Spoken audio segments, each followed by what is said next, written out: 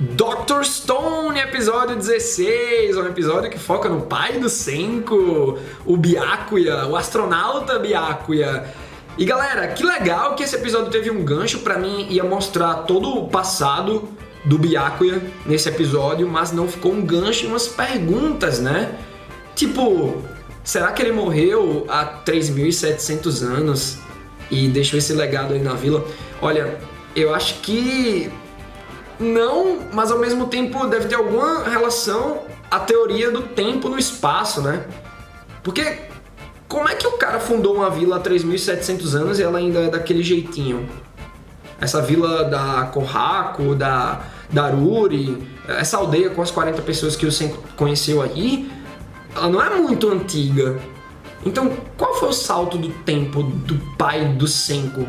Porque eu acredito que eles vão pra Terra. Ou eles enviaram algo que, tipo, uma caixa preta desse satélite que eles estão atuando enquanto astronautas. E aí essa caixa preta chegou lá na vila da Kohaku com histórias sobre o Senko, que a galera ouviu falar, a galera transformou o áudio daquela caixa preta em fábulas, em lendas, contos dos irmãos Grimm.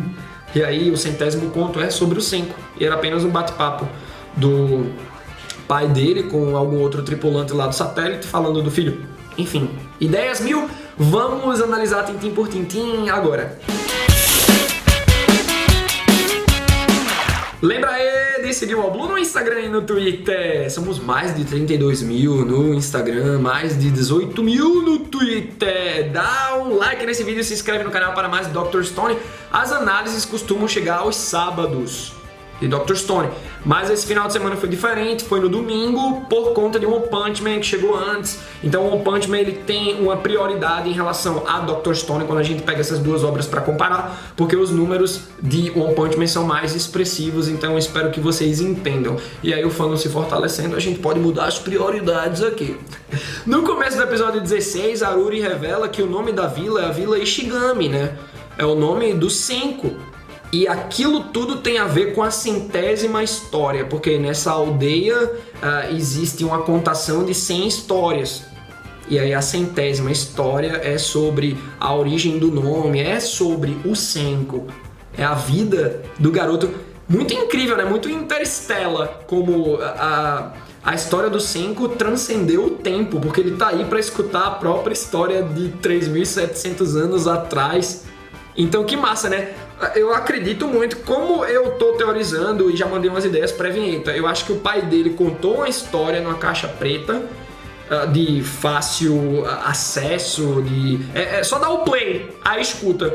Foi parar nessa vila, nos primórdios da vila, sabe? E aí tinha lá o nome Ishigami, eles deram o nome da vila de Ishigami, devem ter achado aquele áudio sagrado, sei lá o que. E lá tinha vários diálogos entre os tripulantes da nave, os astronautas, e aí um desses diálogos é sobre o Senko.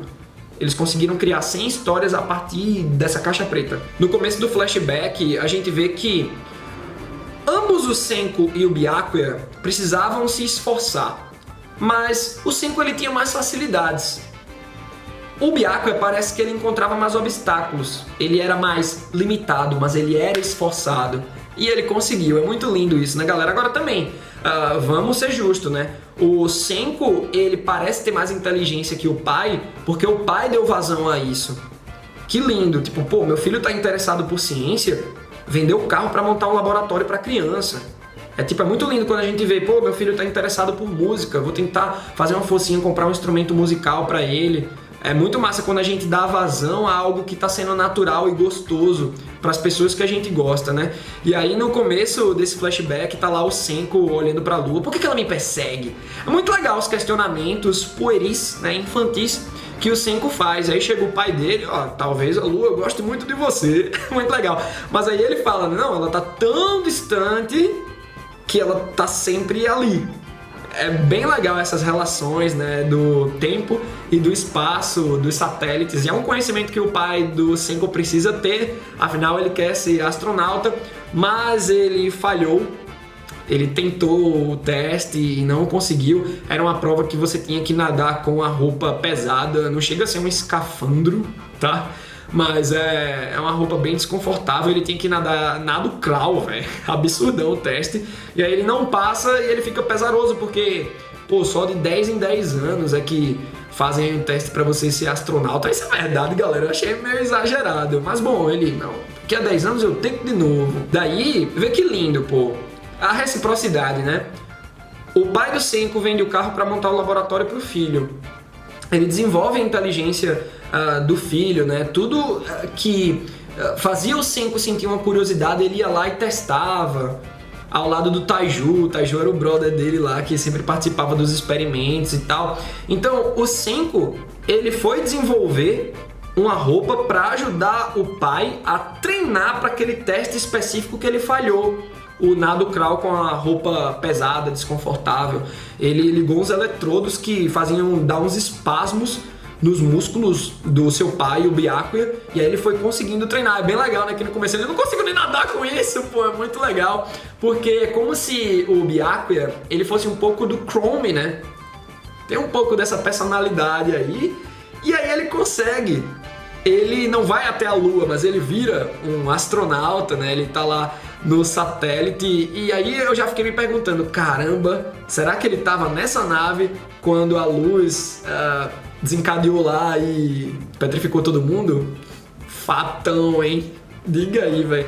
E é muito massa que a gente vai conhecendo o resto da tripulação, né? A Diva Lilian, que eu fiquei olhando pra ela, velho, essa mulher provavelmente é ancestral da Kohaku, da Ruri, porque ela é loira, né? E o próprio Senko nesse episódio diz que a origem dessas garotas não é asiática.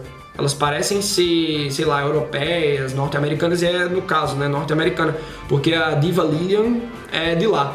E aí a gente vê também a Dahlia e o Yakov, que são casados, a Connie, que parece ser um ancestral do Chrome aí de repente, né? E o Shamil, Shamitinho, que é um cara meio mãos bolsos, braços cruzados. Tem um momento no episódio que é o The Voice no espaço, eu achei bem tosco, assim, a boquinha assim mexendo com um sotaque em inglês perfeito.